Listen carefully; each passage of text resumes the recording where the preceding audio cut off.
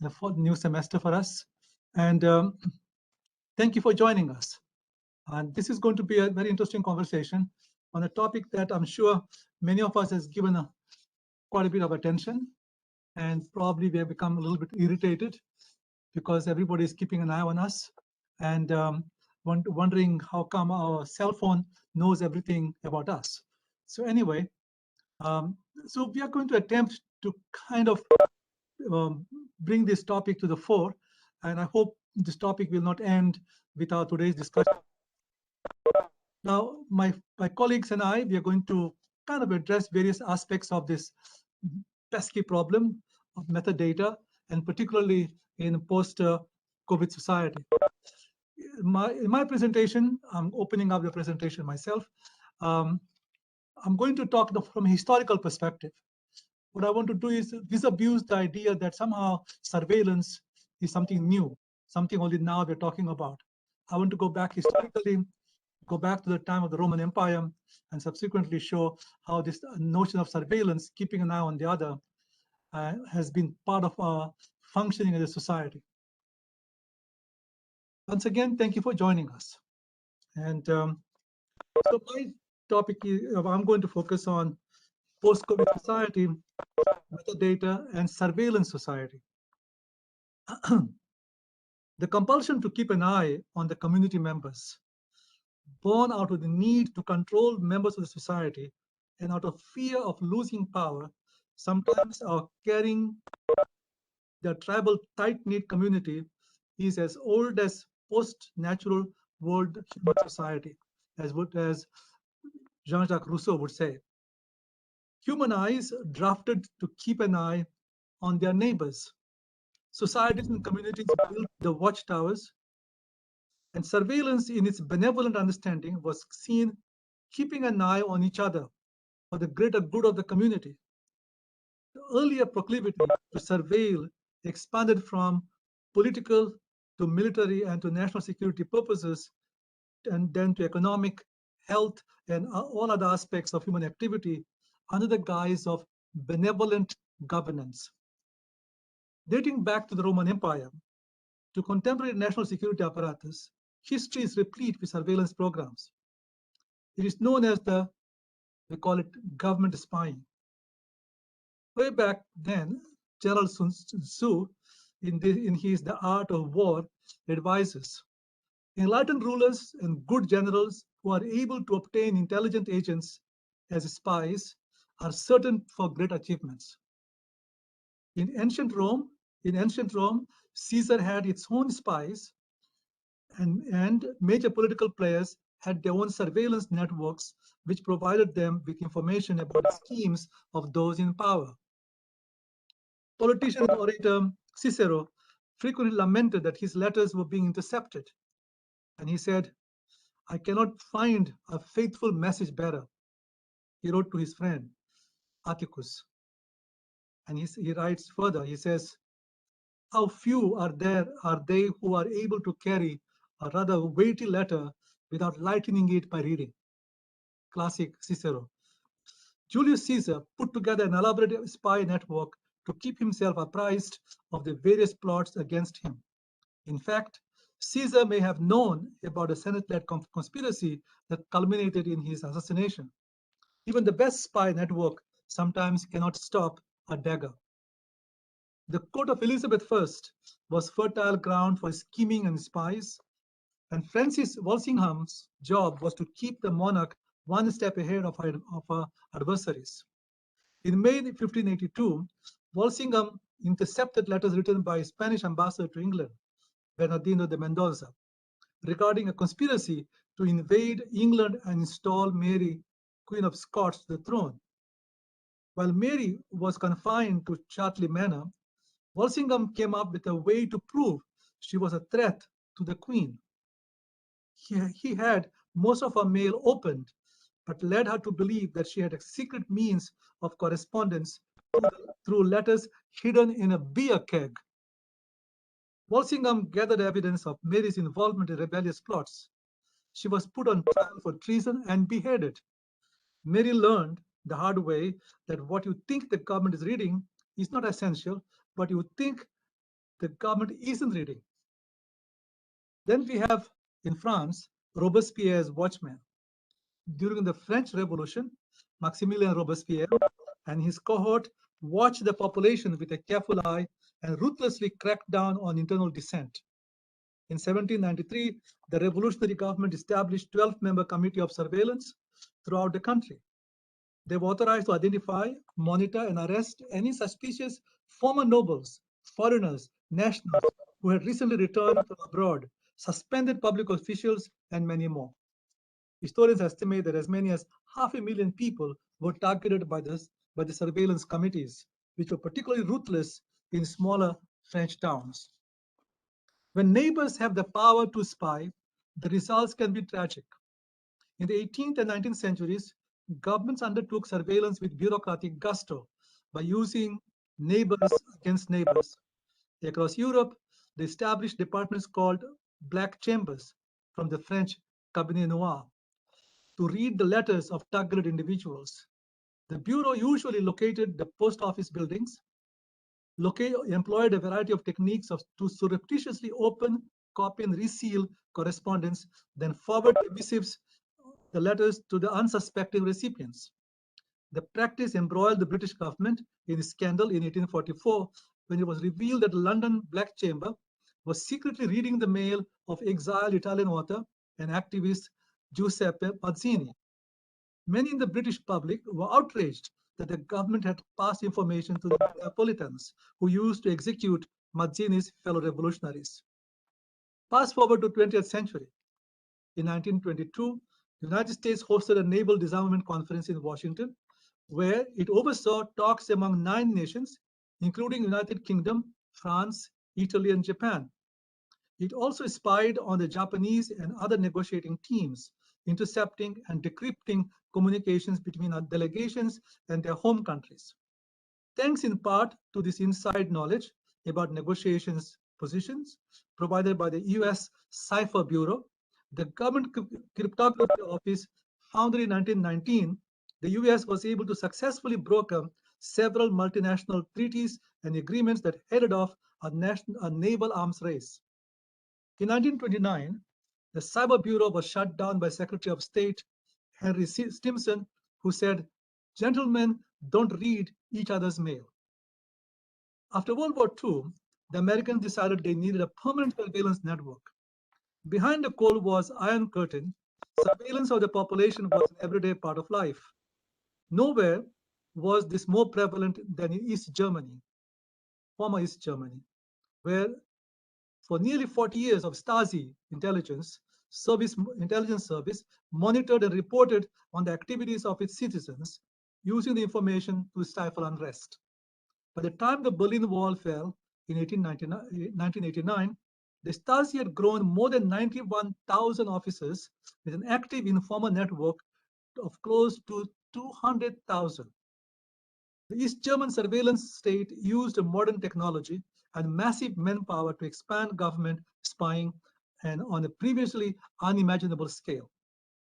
The United States entered the surveillance business in earnest following World War II, when it began collecting and monitoring all telegraph information coming into and out of the country as part of Project Shamrock. It also created a watch list of US citizens suspected of subversive activities whose communications it kept tabs on as part of the Project Minaret. Operation was taken over by the newly formed National Security Agency, NSA, which cooperated with the FBI and CIA. Both programs were shut down after an investigation by the US Congress in 1975. 38 years later, the NSA has rebuilt Project Shamrock using technology of the information age. And the rest, as they say, is history. When we think of metadata, we think in terms of technology. However, the compulsion to collect data on people by using different tools is as old as human society. The exponential growth of technology of information age has ushered us, as Luciano Floridi would say, in an infosphere where everyone is keeping an eye on each other. Michel Foucault is credited with some of the first modern writing on the rise of surveillance society in his book Discipline and Punish in 1979. Under the guise of safety precaution, an all-encompassing, all-seeing database of the citizens is continuously being refined into an Orwellian virtual centralized grand database. Media play a significant role in naturalizing the surveillance society as scaremongering journalism, particularly in the tabloid newspapers and commercial current affairs television programs, thus creating moral panics. The global business elite and the business media advocate for democratized surveillance society. I repeat, democratized surveillance society. As surveillance technology is increasingly being miniaturized, getting smaller and smaller, where the consumer becomes a willing participant in his or her own surveillance. The seduction of surveillance technology under the pretense of security is irresistible. In post-COVID society, metadata will be embraced as a savior not only from the evolving and recurrent virus, but to be able to live the mythical safe life, what I would call Deus ex machina, Deus ex metadata. I'm making a little change on playing on the words Deus ex machina to Deus ex metadata. Metadata is the nectar of the autocrats, where the political or corporate salivate over to fulfill their cravings, to domesticate and homogenize the population and keep them under control. Surveillance economy underpins surveillance society. The elusive brother, big brother of Orwell, 1984, surveillance economy of 1984 is well and thriving. The telescreens in Orwell's fictional nation of Oceania never turned off, and the thought police of the inner party were everywhere. When Winston and Julia leave the city to make love in the forest, they have to be careful. There are hidden microphones, even in this remote and beautiful place. There is a global shift from freedoms we have taken for granted in the past and away from automatic presumption of privacy. The Western societies have learned to accept a certain amount of surveillance in return for what we perceive to be security offered by governments. The term free market is an ideology rather than economic fact. Private control of the means of production in capitalist economies also require a significant amount of government intervention in the economy and the lives of the citizens. The myths of individual liberty and freedom, which derive from French and American revolutions of the 18th century, the bourgeois revolutions, tend to disguise the autocratic and rigid class structure of capitalism. Michel Foucault, in his book again, Discipline and Punish of 1979, argued that by the turn of the 19th century, modern Western capitalism had become a punitive society that relied on prisons and repression to keep populations under control. Discipline and power rose together in the form of the state apparatus, but governments do not rely on violence to secure compliance. It was possible, Foucault argued, to police society through regimentation, surveillance, and categorizing or differentiating population into a hierarchy. DARPA, that is the Defense Advanced Research Projects Agency of the Pentagon, under the Admiral John Poindexter, some of you may remember him, assured us we have nothing to fear from its new total information awareness counterterrorism project, a colossal effort to assemble and mine massive databases of our credit card purchases, car rentals, airline tickets, official records, and the like. The aim was to monitor the public's whereabouts, movements, and transactions to glean suspicious patterns that indicate terrorist planning and other shenanigans. The average good citizens surrendered themselves to the intrusion of the paternal government in return for security. The scaremongering, the sky is falling down journalism contributed to normalize and naturalize the surveillance society as if for its own good. Way back in 2004, an article in The Economist made an argument that the advent of miniaturized digital technologies such as mobile phone with increased data storage capabilities, surveillance is being democratized. The surveillance abilities, which used to be in the hands of the government, now is in the hands of everyone. Democratizing of surveillance by digital determinism is a cynical project that all of us have naively and helplessly embraced at our own peril. The gadgetry of mobile phones, cameras, and broadband internet connection has moved over the big brother and replaced it with our own little brothers. Vincent Moscow, writing in his book 2004, uses the phrase digital sublime to suggest the power of digital computing and digital technologies to apparently transcend the everyday, the banal, by seeming to be everywhere and able to satisfy desire or instill fear and to impress with an overwhelming presence. Fear is a powerful and effective tool, and we surrender our own skin for the ability of surveillance to promote improvements in crime prevention, disease prevention. Who is a terrorist? Who is the super spreader of virus? It calls for constant vigilance. And the big brother is vigilant and will remain vigilant by using little brothers. Shoshana Zuboff, a professor at Harvard University, in her latest book, The Age of Surveillance Capitalism, makes a compelling and passionate case that the future of the human frontier is very precarious. Surveillance capitalist acts of dispossession impose a new kind of control upon individuals, populations, and whole societies. Individual privacy is a casualty of this control, and its defense requires a reframing of privacy discourse, law, and judicial reasoning. The invasion of privacy is now a predictable dimension of social inequality, but it does no stand alone. It is a pathological division of learning in society in which surveillance capitalism knows, decides, and decides who decides. In 2015, at the World Economic Forum in Davos, Switzerland, Eric Schmidt, we know him, who he is, the original Google guy, was asked for his thoughts about the future of the internet. He said, please note, the internet will disappear. There will be many IP addresses, so many devices, sensors, things that you are wearing, things that you are interacting with, that you won't even sense it. It will be part of your presence all the time. Imagine you walk into a room and the room is dynamic.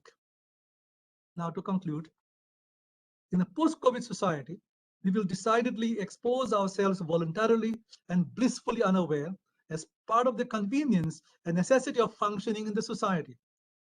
We'll willingly allow ourselves to be chipped, small microchips in our bodies. Economic efficiency, security necessity, and now health exigency, virus, will compel us to surrender to this Deus ex metadata. Thank you very much. And now I invite my friend, my colleague, Elizabeth Fondre.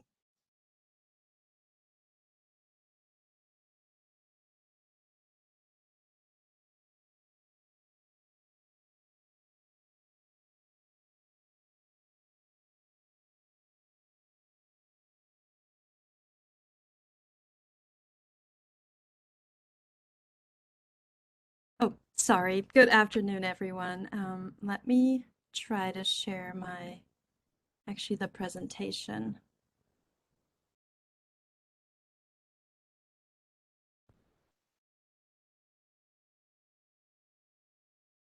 Okay. Can you see the presentation? Yes.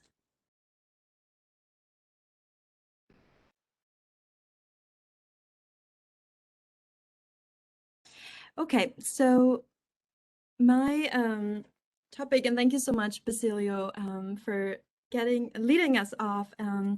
My interest is in how metadata can be used as a political weapon and how that relates to journalism and this idea of democratic information governments. I am an assistant professor of journalism here at CCPS, and I hope to raise some perspectives, as I said, about propaganda and data literacy, and how journalists might be able to help in this effort. So as Basilio said, in many ways, surveillance has been the norm in societies, and it certainly has been the norm online. But so has been the practice of using information for propaganda goals. My research broadly looks at the intersection of propaganda and how governments use it, but also how that stirs up anxieties about information in the public. And this is where journalists come in, because often during times of conflict or crises, the stakes are incredibly high for journalists to challenge the government point of view. So I am interested in how journalists can help reveal propaganda and how they can educate the public on how to become propaganda literate. And I feel that right now in this post-COVID-19 moment, there is a great need to promote this propaganda literacy. I think that it is a key skill for any member of the public to become a skeptical reader, become a critical consumer in the online infosphere. And then journalists, I think, are key players that can provide the necessary information and context to the public. As we know, propaganda includes both the promotion of a certain view, but also the suppression, which often is done through censorship or criticism, or in closed societies, silencing of the press. My colleague Basilio just explored the history of surveillance in modern societies, and without doubt, I think the COVID the global pandemic has intensified the discussions about ways in which governments harvest data about their citizens. Let us back up. 8 years ago, American whistleblower Edward Snowden changed journalism. His revelations about large-scale NSA and government surveillance programs started mainstream conversations about digital privacy and the press's responsibility to reveal and scrutinize secret government programs. Widespread surveillance naturally goes well beyond what the US Constitution allows.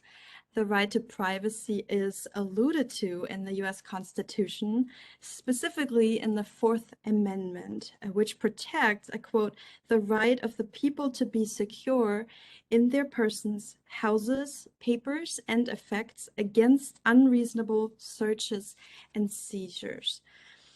In addition, Snowden and the information that he and investigative journalists in Europe and the United States disclosed started discussions about the ramifications of digital privacy, mass surveillance, and of course, the use of metadata in democratic governments.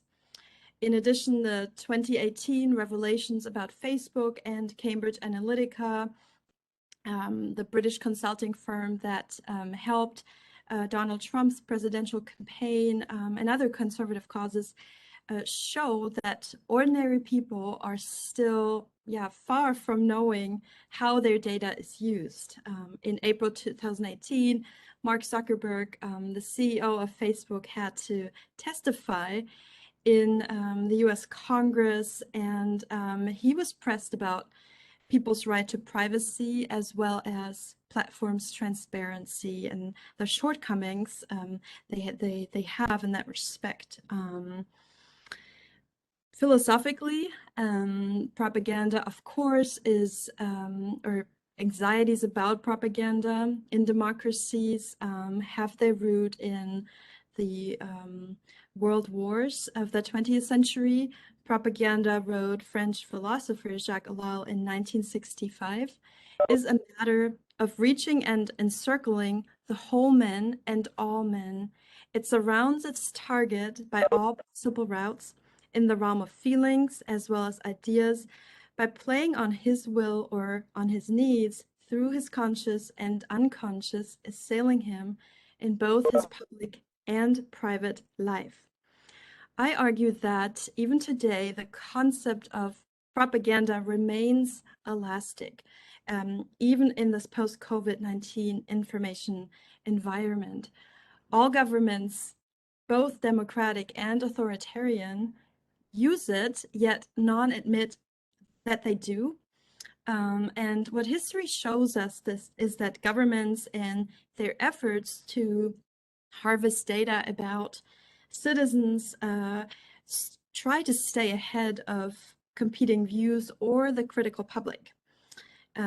Governments continue to refine and expand the ways in which they communicate with their citizens, reach audiences, and then most problematically try to reinforce their institutional and legislative mandates that show or that argue what they do is legitimate. Governments often resort to emotion and coercion rather than facts, and they often don't reveal the extent or the goals and methods of how they use and gather data online. A recent article that I wrote on kind of the first anti-propaganda movement in the United States explores the history of the first mainstream effort to promote the criticism of propaganda at a crucial time in American history. This was right before World War II and then during World War II. So, the countries coming out of World War I, the Great Depression, we have the New Deal, which is propaganda. So in the 1930s in American life, propaganda was really ubiquitous in American life. And the Institute for Propaganda Analysis, which was located at Columbia University's Teachers College, was a small group that raised awareness and highlighted the need for information literacy. And this movement, of course, precedes our modern attempts to really engage with political information in a way that it extends and sustains democracy. These scholars, editors, and journalists even call themselves propagandists for democracy, which is, of course, a term that today, very few people would use. They would not call themselves propagandists. But what really this case study shows is that there were a number of critics that pushed back against this propaganda analysis effort. And what that means is that teaching tolerance and advocating for transparency and critical thinking can be controversial, especially in polarized times, and that there have been and continue to be critics, especially in government, who are pushing back against these efforts to promote transparency. I think that now as then, the underlying problem is really how data is used, and that there is this transparency gap in the process. People have no idea really what, when, or how information about them is harvested, sold, and then used. And the problem is that they rarely give permission to those practices. I think that the post-pandemic moment should give us as educators some pause to think about these really broad questions about democratic information governance, privacy, propaganda, which only really extends. It doesn't, there's no way that governments will stop using it. They will just reframe it. And then to make matters more complicated, news and media companies, of course, as a consequence of the ever-growing commercialization, are increasingly also using metadata to reach audiences, to brand their products, to tailor their ads and stories to reach readers and consumers more effectively. So yes, competition around information continues. But the COVID-19 pandemic has really posed the risk of increased government propaganda, and Basilio also alluded to this, the risk that these invasive practices are normalized and in a way legitimized. There are three questions, I think, that are worth exploring that touch on how journalists can really continue their mandate to serve the public with this regard. How can the mainstream press continue to scrutinize intelligence programs and information that is gathered online? We see that Edward Snowden, for instance, is still active on Twitter, and he is, of course, now in asylum in Russia, in Moscow, but the story, of course, is ongoing. Secondly, what includes journalists' social responsibility to investigate this point, how data about ordinary people is aggregated, and how it is used by governments in meaningful ways, rather than as a way to stir up support for government views or doctrines, and therefore to shortcut democratic debate. And then lastly, how can journalists, but also educators, contextualize the ongoing discussions around data and democratic governance? And this is why I think that this research forum is such a wonderful opportunity to hear everyone's thoughts. So how can we collectively continue to make the argument for propaganda literacy and to build awareness that many of these practices, while ongoing, are deeply undemocratic? So I look forward to hearing your thoughts. Thank you.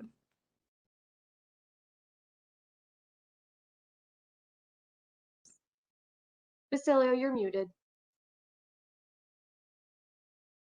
Thank you very much, Elizabeth. And I invite now Professor Mark Yusak. Hold on. Okay, can everyone hear me or no? I think Yes. I'm muting myself. Okay, so I think I can share my screen. Hold on. I hope this works. Share screen.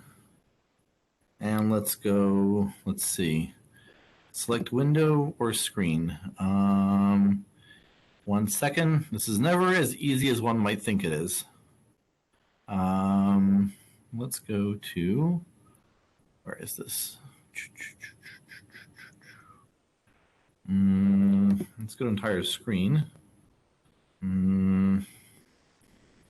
Allow, and let's go here. Okay. Can everyone see the presentation? Yeah. Yes. Have I done this correctly? Yeah. Mm-hmm. Okay, very good. So I've been doing research on a weird concept for some time, and I actually really want to thank Basilio because he has been a guiding force in pushing the idea to the surface over and over. So I'm grateful to you for this. The topic I've been studying is something called MMRs, mandatory metadata regimes. And this is a term that I've developed where I've discovered what I would say are distinct types of metadata gathering systems or processes where they are requirements for participation in the public sphere. And this is specific to the case of really digital citizenship. So I'm first going to explain what these MMRs are, and then look at them in the context of a sort of post-COVID world and ask some questions about their implications for global public health. The best way I've learned to define things that are hard to define is to not define them. I'm kidding. What I actually mean is that a good strategy is to look at what a thing isn't, and that helps us understand what it is because it helps us look at the boundary. So a lot of the focus in discussions on ethics and algorithms and on metadata is really on actually consumer platforms and on social media. So for example, how does Amazon use our data? How does Google use our data? But the reality is that those platforms are not mandatory regimes for a citizen. Nothing requires me as a private citizen to engage in a public sphere through that specific commercial forum, right? I don't have to use Facebook to engage in meaningful acts of citizenship or to engage in casual acts of citizenship that are my right in a public space. And although these platforms are very dominant, they are not requirements, and that's the key difference. So a mandatory metadata regime, right, is any public process or transaction system where a public activity is converted into one that creates a digital metadata record. And the key word here, the most important word on this page, is the idea of mandatory as opposed to customary or privileged. So for example, it is a custom at this point in time for us to use Facebook or some other social media platform to broadcast a message, but it is not mandatory. And that's a very, very significant difference, that certain metadata systems are occurring where these systems are mandatory for acts of citizenship. And in so doing, right, they force a discussion about what's called the negation of a right or negative right, the right to be forgotten. And this right, it turns out, is far more critical than we usually think, right? So the right to be forgotten is different than the right to privacy. And it's the right to be forgotten, as I put here in the notes, can best be understood as a check or as a hold against the implicit counterpoint, the right to observe and record, right? So the right to be forgotten is different than the right to privacy because the right to privacy does not exclude the power to observe or record.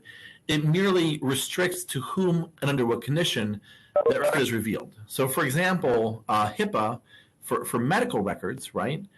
It does not delete our medical data. It merely controls under what conditions that medical data can be made public, right? Whereas the right to be forgotten is a different right. That right is focused on this idea that the things that we do in a public space, so say a priori, in other words, from the ground up, are fundamentally things that should not be observed or recorded because they are private acts of citizenship in a public sphere. So for example, if I go and talk to my friend in a park, I can't make the assumption that that conversation is being recorded. It is a private conversation. It just happens to occur in a public space. And no one would contest the fact that de facto that conversation has built into it the right to be forgotten. The minute that my friend and I leave that park bench, there is no record of us having a conversation except as we decide to hold it. So I'm very interested in this right to be forgotten and its implications. This right is far more important than we think it is because the amount of data that we keep collecting on ourselves keeps increasing, right? So at this point, someone once calculated, right, that by 2025, we'll have one such data instance every 18 seconds, no matter what we're doing. We walk past a camera, it records us. We go through a toll gate, it records us. We do something, it records us, right? And what happens is that the right to be forgotten all of a sudden clashes with MMRs. So one of the best, most evident examples of an MMR is a cashless toll booth. So a cashless toll booth, it forces drivers to create a metadata trail about their journey that has no relationship to the actual public event taking place. In other words, I'll give you an example. If there is a cash booth, right, a camera can record my license plate at the time I pass through that booth and pay cash.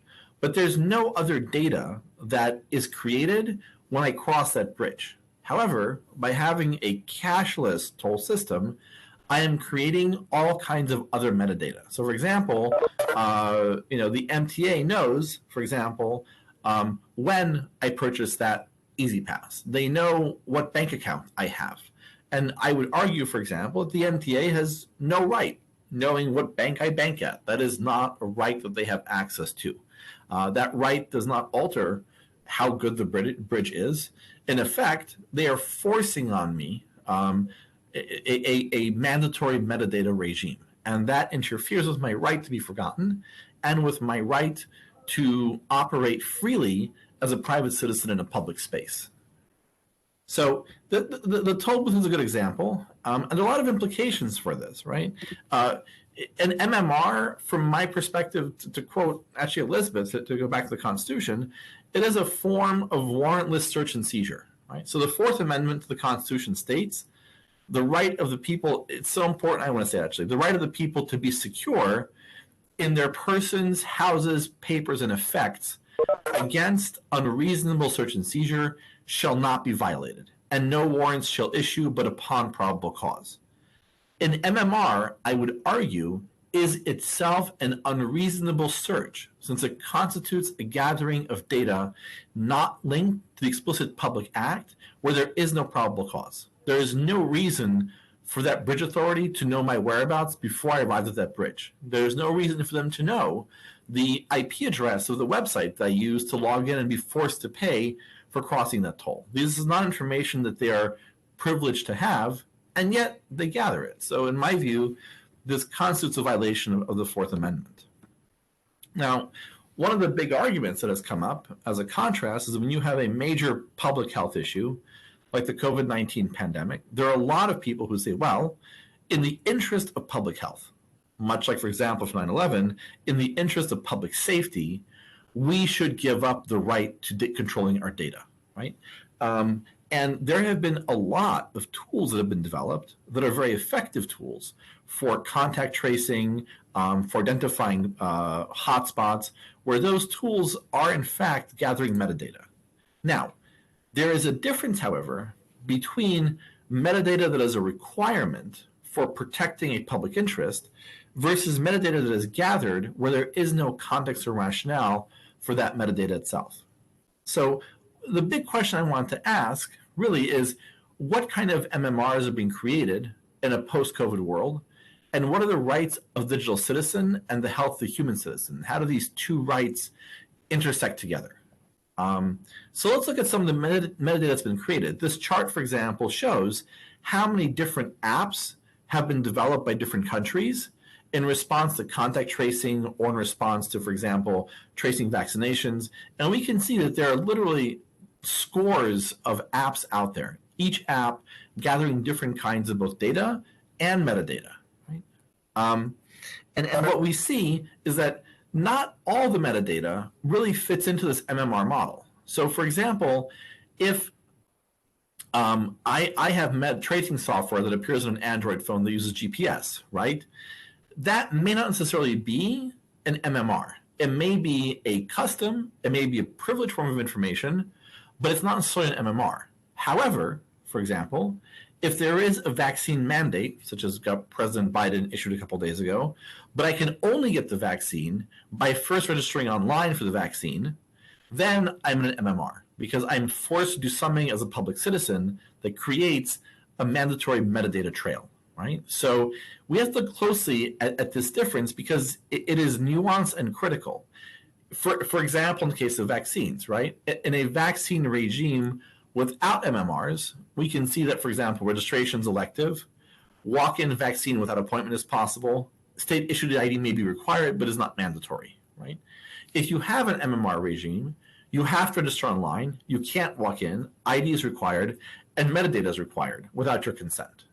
So in effect, by committing this act of public health that you have to commit as a public citizen, you're also being forced to create a metadata trail. And the question we have to ask fundamentally is that in the public good, yes or no? Are MMRs required for vaccination? And here, the real question I'm asking is making that concession to that Fourth Amendment right necessary to protect the public health of a community? And I would argue it isn't, that we can just as effectively have a vaccination campaign or tracing campaign that collects data, but not mandatory metadata. And the way I look at this is that there should be a bar, right? So in other words, if we're going to have an MMR and it's going to exist, that bar where the information is so critical as to benefit the public good must be set very high. So I'll give you a good example. If you look at a cashless toll booth, that bar is absolutely not there, right? There is no reason why a bridge authority needs data on my bank accounts. That is absolutely not relevant to their business model. And therefore, by forcing me in a public sphere to give that information away, it's a violation of my Fourth Amendment rights. The MMR should not be there. However, right, there may be situations in, let's say, an outbreak where metadata is required to avert danger. Maybe situations in a case of a security threat where metadata is required in a public act in order to avert danger. But I believe that we need to really consider and have some legal definitions of what that bar happens to be. Right? So the next steps in my research, I really want to see how that Fourth Amendment has been used in the context of metadata more globally. I want to really understand to what extent this idea of MMRs has been used in other areas, and to look at whether or not, for example, in the case of 9/11, right, was metadata actually helpful in fighting terrorism? Was it required? Did it actually save lives? I want to really see what the limits are of this concept, because I believe fundamentally that MMRs should not be allowed. There should be a very, very clear framework for laws of the digital citizen. And that should probably begin with this question of mandatory metadata regimes and what their boundaries are. I feel like I talked a lot. That's the extent of my research, and I'm open for questions, I guess, or whoever is speaking next. So, Basilio, I want to thank you. You've been very supportive of me. Yeah, thank you very much. And now I invite my colleague Adrex Fontanilla. Go ahead, Adrex. Good afternoon, everybody. Let me just share my screen here.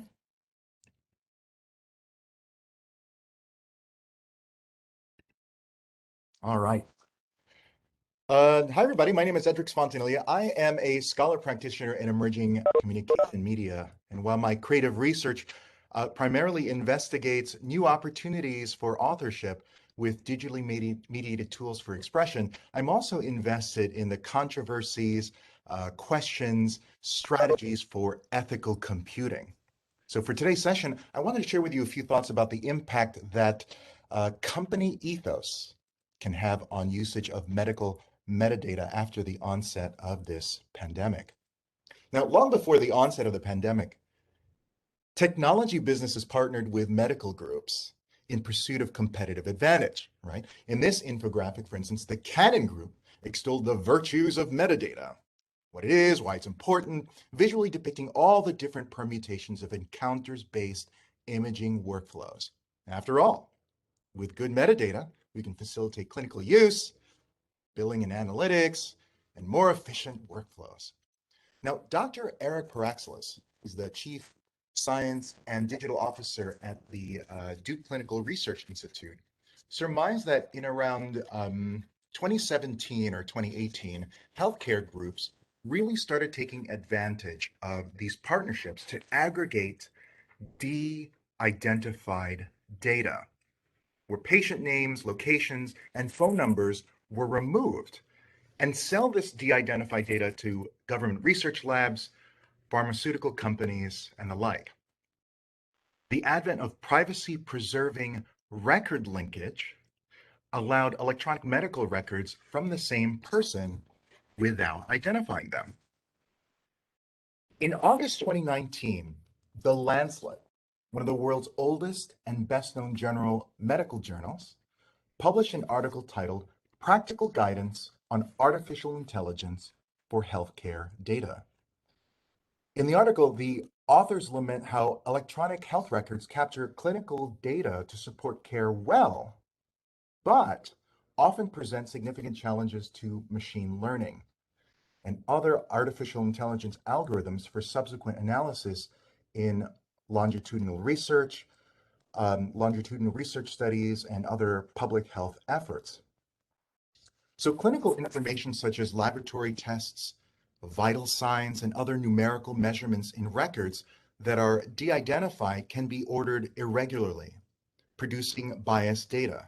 Misspelled words and acronyms can complicate the analysis of clinical tools using AI, interfering with standard tasks such as word sense disambiguation. So in my example here, an AI algorithm might flag patients with autism as having cancer when it comes across T2. T2 in patient notes because it's an appropriate clinical term for cancer progression as well as the diagnosis of autism in children. Technical challenges such as these underscore the importance of collaborative and interdisciplinary efforts to shape metadata schemas and standards, and the promise of open data using platforms that were crafted using privacy by design. If advances in computation such as artificial intelligence, and in our example, machine learning methodologies, augment personalized care that proponents argue would be equal to or better than the performance of human physicians for certain healthcare tasks, should we not embrace metadata as a tool to ameliorate these technical challenges for the greater good of global public health? Indeed, during the crisis of the pandemic caused by COVID-19, the world embraced metadata and data collected both voluntarily and involuntarily in all its permutations and forms. So I received this in the mail from the New York City's Division of Epidemiology, as you can see here, addressed to current resident. I, of course, blocked out my address. Inside, an invitation to complete a survey using a unique participant ID. Mind you, the survey is not fully de-identified, as the mailer was sent to a specific address, my address, which could be cross-referenced with the unique participant ID, right? So a numeric pseudonym would be attached to this survey. Other methods of contact tracing would, in theory, be anonymized. Here we have images of the COVID-19 notification app created by Apple for their iOS platform and Google for their Android platform. They look similar, right? I would argue, depending on region, that there can be a false choice depicted in screens like these. I would actually invoke Dr. Mark Huschuk's notion of mandatory metadata regimes because this is a false choice, right? That many public activities as tracked by these contact tracing apps could only be done with a metadata trail. So the European Data Protection Board delineated how app developers can utilize surveillance tracking tools like geolocation in a way that also protected privacy.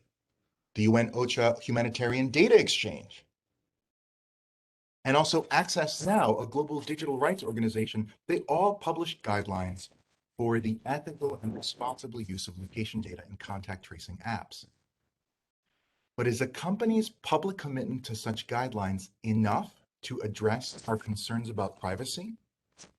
Apple, as you probably have heard, has been engaged in a very public dispute with Facebook over its latest revision of its mobile operating system to expand the privacy tools with its app tracking transparency feature earlier this year. Meanwhile, a few months ago, the Wall Street Journal reported on Google's deal to access patient records from HCA, which operates 181 hospitals and over 2,000 healthcare sites to develop healthcare algorithms.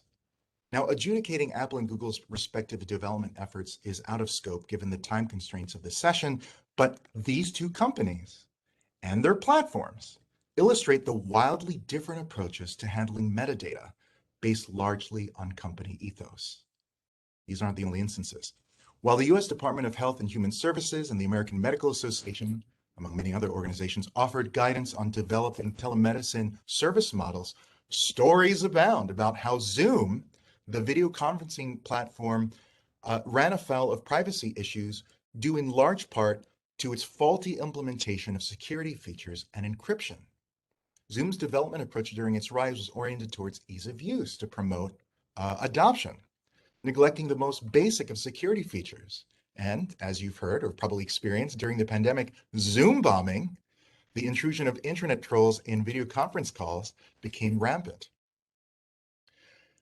Privacy by design, when embraced proactively in company ethos and embedded in IT systems and business practices, is a principle that encourages developers to think about data privacy at the beginning of the planning process, not after a data breach. Privacy by design, when infused in the fabric of company culture, can be a saving grace, especially with the seemingly exponential adoption of metadata collection during this pandemic.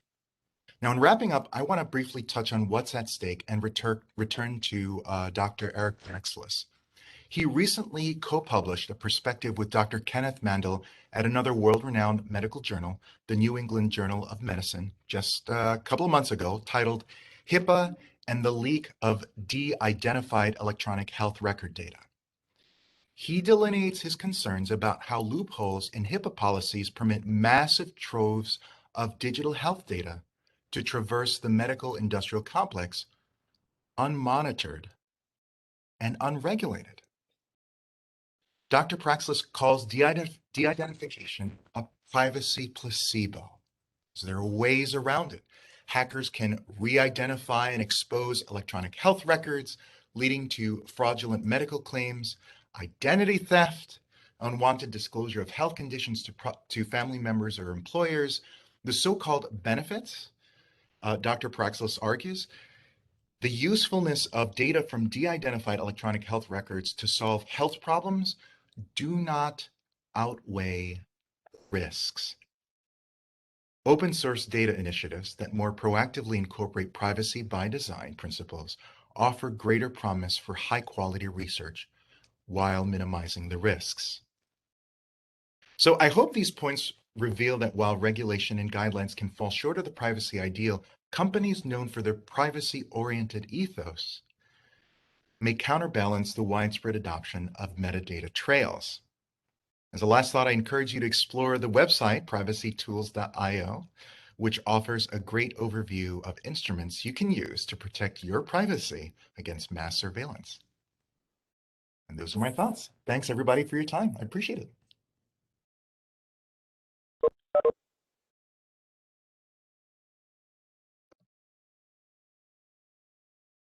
Basilio, you're muted. I'm sorry. Thank you very much, Atrex, for this wonderful presentation. And I invite my colleague, Tiffany Moore. It's all yours, Tiffany. Thank you, Basilio. And thank you, Adrex, for your presentation and the rest of the panelists. I was just wondering if I went to Privacy Tools, if it would ask me to accept the multiple cookies upon entering the website, how that would work out. But anyways, thank you all for being here. My name is Tiffany Moore. I'm an assistant professor in the Division of Mass Communication. I would like to talk to you about metadata and conspiracy theories with vaccines. I'm going to augment my presentation slightly because I know we're running short on time and I want to leave enough time for us to discuss all of these fantastic ideas. So let me share my screen briefly and then we will get started.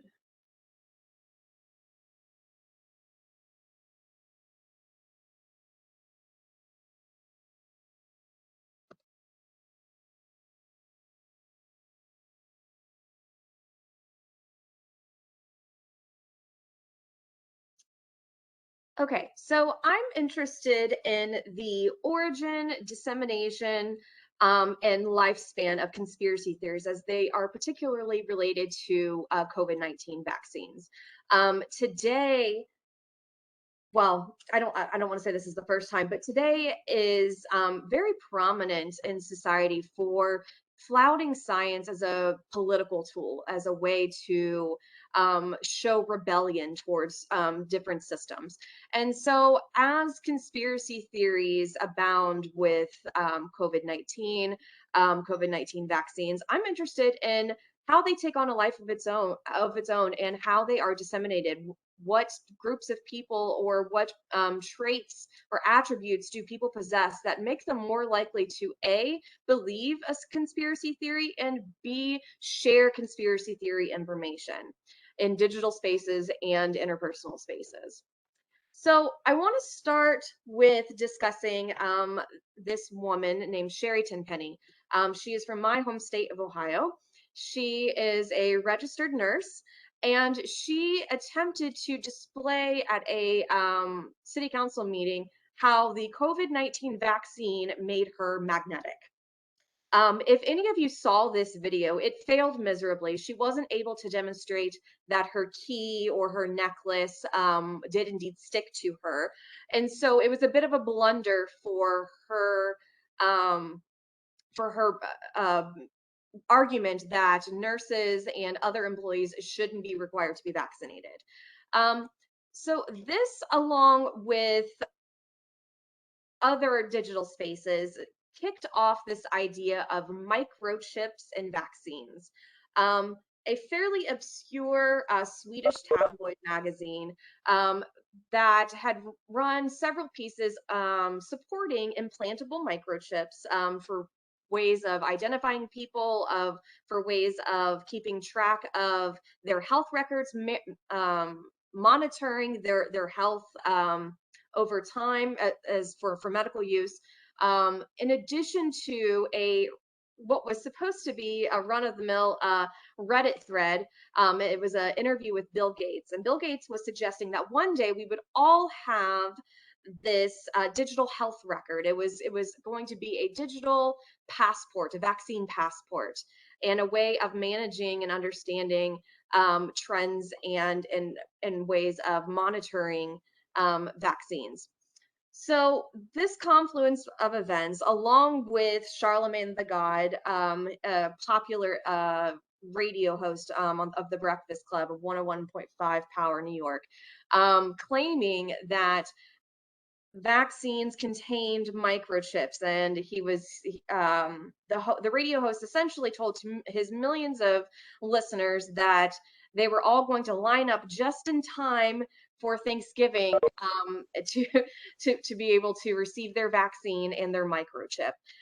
So these events coupled together with fear, with misinformation, propaganda, disinformation, alternative facts, however you would like to describe what's been going on recently, created a conspiracy theory that Bill Gates, along with other medical companies, were placing microchips in vaccines.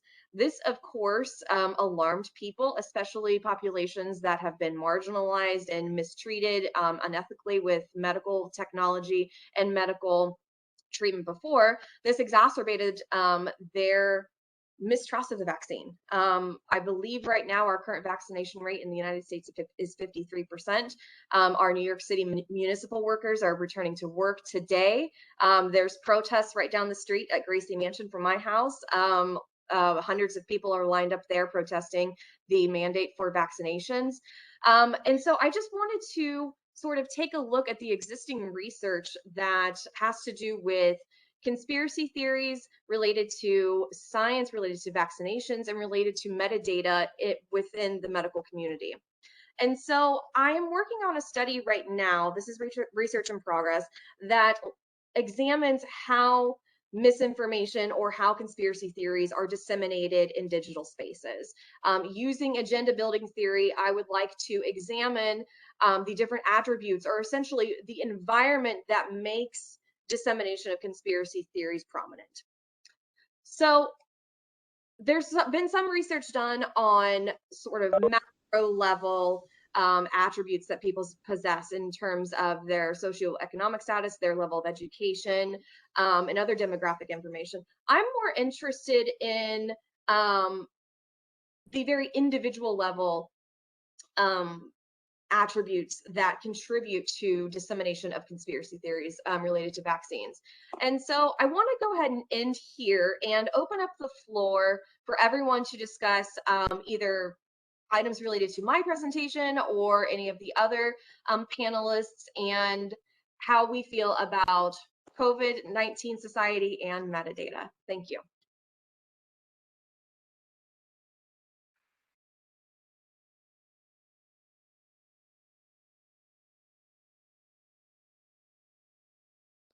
One more time, Basilio.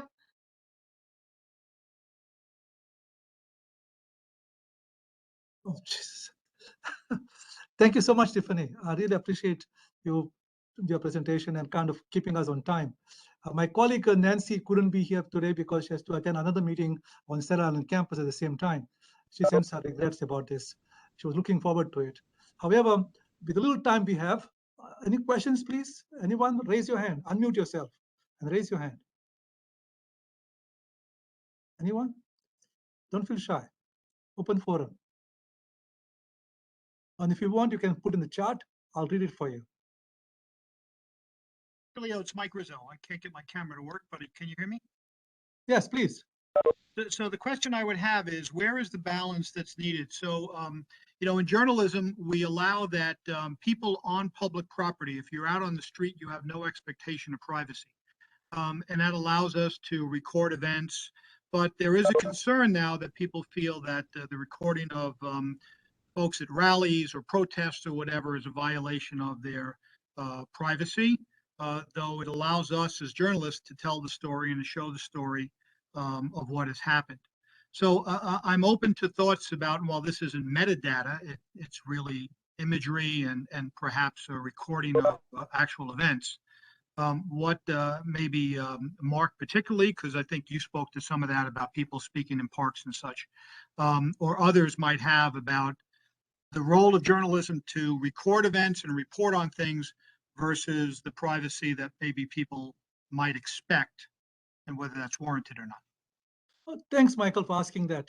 Mark, may I put on the spot to answer this question? Yeah, sure. Mike, I love your question. The answer I'd give you is that, you know, journalists go, to put it bluntly, as far as I know, where there's probable cause. In other words, you know, a journalist would tend to follow a story because the story is already of interest in some way in the public sphere. And I think that that's sort of the key distinction, that you know, the power of the fourth estate, much like the power of the police, is constrained by the public interest itself. In other words, you know, for a journalist to go somewhere, there's a reason they're going there, which is vastly different than a casual act that takes place in a public sphere. Thanks, Mark. Mm-hmm. Mike, have any comment on that?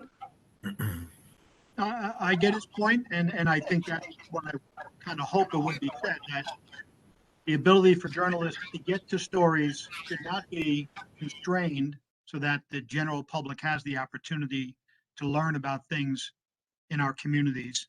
But I do agree that the journalist is not an eavesdropper and should be pursuing, in good ethical standards, that which is newsworthy and affecting the public. So thank you for that. Mike, I actually want to correct something because you brought up a point I didn't think about. You know, for example, the recordings on phones done by citizens of Black Lives Matter, you know, reports, right? This is actually a very interesting question because here you have citizens acting as journalists, although they're not journalists officially. But I believe that in this case, you have a justification because you have a public official acting in a public capacity. And that public official, essentially, by being a public official, does not have that right to the same right to privacy. And I would point out further that because we are not licensed personnel as journalists, that the power that might be inferred through some kind of licensing is not there, which then actually allows anybody to claim that they are a journalism. And that is what some of this discussion is now about, the proper posting and recording of things from people who are not, professional journalists. And that's why it's such a gray area. Mike, I'm very curious, in all honesty, what's going to happen with the Texas vigilante abortion law, because this is a very, very bizarre gray area that's emerging, where you can basically have citizen vigilantism built into the law, and I think there are going to be some very odd problems with this. I will defer on that because that's not specific about journalism. So, well, it's sort of a good question, because you have citizens reporting on other citizens, right? And this is a very weird law that just came out. Like if you look, sorry, I'll just take it a step further to say that had so many implications related to legalities and lawsuits. Right, exactly. Court, again, is different than posting information or recordings or video lines ostensibly as news. So, so I purposely want to defer on that. Well said, Mike. Absolutely. Anybody else has questions, comments? I've got a question for Tiffany. Yeah. Tiffany, I imagine you had come across the Republican governor of West Virginia, Jim Justice, offering his thoughts about how the vaccines don't really have tracers embedded within them. Do you remember that? I'm just curious about your thoughts on his press conference on the topic. I can't remember exactly what he said. It was essentially saying they don't have tracking devices, but they have tracking devices, right? It was something along the lines of, "Come on now." I'm paraphrasing. It's like, "Come on now, this is nuts. You think that there are chips that allow vaccines to trace you, and yet the folks who complain about this walk around with cell phones in their pockets." Right. Like, really? Right. And I'm just curious if because he is affiliated with the Republican Party, if that has had any more a greater impact on disabusing folks of this notion that there are tracers embedded within vaccines. I think what that did is it helped people who already were mistrustful or skeptical to dig in deeper. I think that was able to reinforce and give legitimacy to their ideas. And again, this idea of flouting science as a political statement. I was speaking to Elizabeth about this earlier. I'm interested to see what the implications are of our students' understanding of metadata as far as their cell phones, and how this, could possibly be that we as educators need to address. I have zero doubt that they're aware of what metadata is, but I'm not so confident that they're fully aware of what type of data is being collected from them and how it's used. We consent to, a 15-page long legal document anytime we sign up for anything. I know the strides have been made to make them more user-friendly or reader-friendly to the average person who doesn't have a JD, but still, the language that's used, I'm not sure is actually all that meaningful for people who just click agree, like myself. I don't read it. I don't think most of us on this call would actually take the time to read what we're agreeing to. Part of the reason why is because we don't understand it. So I would be interested to see what our students' understanding of metadata is and how this may impact their their own use of apps and medical information. Yeah, I came across a phrase recently that speaks to what you've just described. I think it's like epistemic arbitrage or something like that, where it's like you're taking advantage of how inaccessible end user license agreements are in order to exert control. But this is epistemology. This is not. This is something that I might ask Basilio to chime in on. Some other time. You have to buy me coffee for that. Oh my gosh. Okay. Okay. So anyway, I think all good things have to come to an end. We have to go for teaching. And I thank you very much, everyone, for joining us this evening. And I hope this conversation will carry on. And we'll see you next week, next month, October 4th. We have some very exciting program, and you'll be joining us. In fact, the next program on October 4th, our Associate Dean Emis, she will be running the show on that day. She'll be the moderator of the panel, right? So please keep in mind, you'll get an invitation from us very soon. So thank you so much for joining us. Really appreciate it.